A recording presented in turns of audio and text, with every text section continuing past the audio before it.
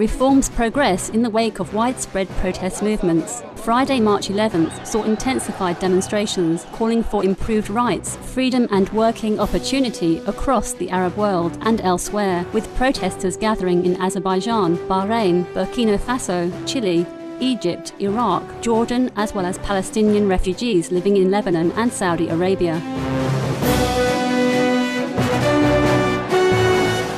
On Saturday, after 2 protesters were killed in Yemen, the U.S. urged all participants and supporters to engage in constructive dialogue with Yemeni President Ali Abdullah Saleh, who had meanwhile announced that certain presidential powers would be transferred to the parliament by the end of the year, as he called on the government to meet citizens' demands.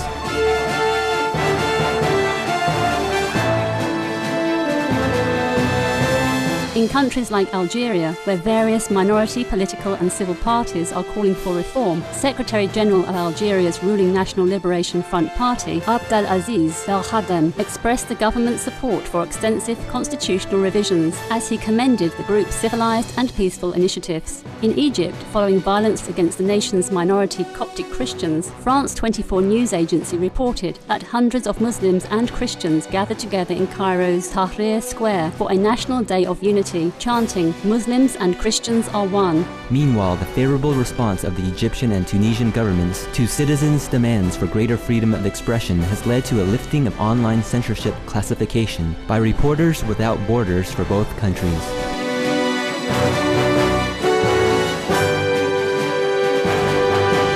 As some 250,000 people have thus far fled the unrest in Libya to countries like Tunisia, Egypt, and Algeria, aid workers are seeking to arrange flights and boat passage home for the 6,000 foreign refugees still streaming out of the country each day. In response to a UN appeal, the U.S. government has donated an additional $17 million for food and medical aid for foreign asylum seekers and Libyans, while Tunisians from all walks of life have pitched in to assist the refugees, with students skipping their classes to help in offering welcome and sustenance, as local bakeries donate bread and residents pay from their own pockets for volunteer workers' hotel rooms. The International Federation for Human Rights and the Libyan League for Human Rights have also requested the UN Security Council to urgently intervene on behalf of African migrant workers, who they state have been forced by the government to either fight on the front lines or to act as human shields for Libyan soldiers. Meanwhile, European Union leaders have unanimously called for Colonel Muammar Gaddafi's immediate resignation as they pledge to assist in a peaceful transition to democracy, while recognizing the political representation of the Interim Transitional National Council established by Libyan citizens. Reaffirming a call for the violence to end, the Arab League also announced unanimous support for an immediate no-fly zone to be imposed by the UN Security Council for the protection of the Libyan people, saying that it had also voted to open channels of communication with the Interim Transitional National Council in an effort to address humanitarian needs.